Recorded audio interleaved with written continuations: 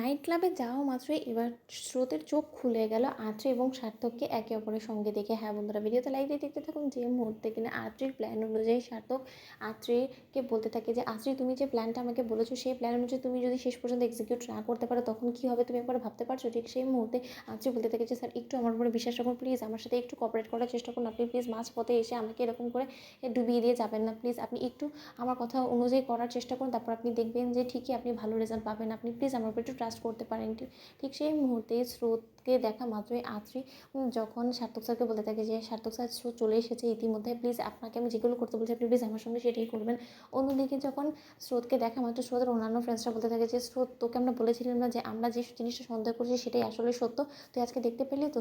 ওই দেখ সার্থক স্যার এবং আঁচড়ি কী করে একে অপরের সঙ্গে হাসি ঠাট্টা করছে। তার থেকে বড় কথা, আঁচড়ির ড্রেস আপগুলো দেখেছি সার্থক স্যারকে আকৃষ্ট করার জন্য, নিজের প্রতি দুর্বল করে তোলার জন্য ও কোনো স্কোপই বাদ দিচ্ছে না। অন্যদিকে স্রোত বলতে থাকে, তাই তো দেখছি তোরা এতক্ষণ ধরে যা কিছু বলার চেষ্টা করছিস সেটা তো দেখছি সম্পূর্ণরূপে মিলে গিয়েছে। তার মানে আত্মীয়গুলোকে সেই মানুষটা যে কিনা আমার পেছনে ছোড়া ঘুপেছে, আমার ভালো মানুষের সুযোগটাকে কাজে লাগিয়ে আমার সঙ্গে মিথ্যাচার করে আমার স্বামীকে আমার কাছ থেকে কেড়ে নেওয়ার চেষ্টা করছে। যদি আত্মীয় সত্যি আমার কাছ থেকে আমার স্বার্থকে কেড়ে নেওয়ার চেষ্টা করে তাহলে আমি কোনো মতে ছেড়ে কথা বলবো না। অন্যদিকে স্রোতের ফ্রেন্ডসরা স্রোতকে উস্কে দিয়ে বলতে থাকে যে স্রোত, তুই ছেড়ে কথা বলবি না কোনো মতে আত্মীয়কে, কারণ আর যাই হোক না কেন আত্মীয় দুদিনকার মেয়ে হয়ে উড়ে এসে দূরে বসে সার্থক স্যারের মন জয় করে ফেলবে এবং তুই এত দিন ধরে এই সার্থক স্যারের সঙ্গে থেকেও সার্থক স্যারকে পাবি না, সেটা কী করে হতে পারে বলতো? ঠিক সেই মুহূর্তে সার্থক আঁচড়িকে হাত বাড়িয়ে দিয়ে বলতে থাকে যে আঁচড়ি, তাহলে এরকম করে গম্ভীর হয়ে কী করে চলবে বলো তো?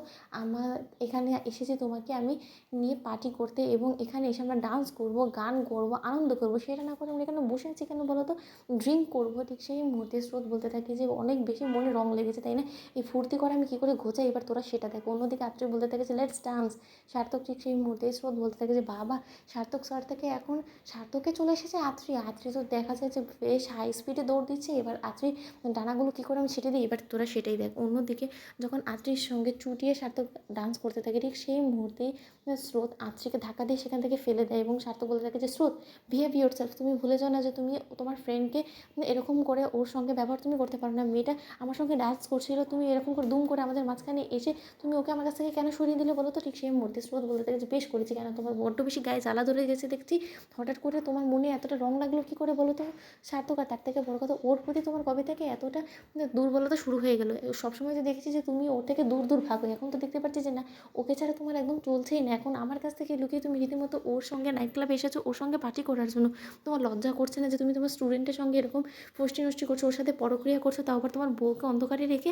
এর জন্য তুমি জানো যে তোমার এগেন্সে যদি আমি কেস ফাইল করি তাহলে তোমার যে শাস্তি হতে পারে। অন্যদিকে সার্থক বলে থেকে যা ইচ্ছে তা করো, তাতে তোমার কোনো কিছু যায় আসে না। তো বন্ধুরা, লাইক কমেন্ট শেয়ার সাবস্ক্রাইব করতে ভুলো না।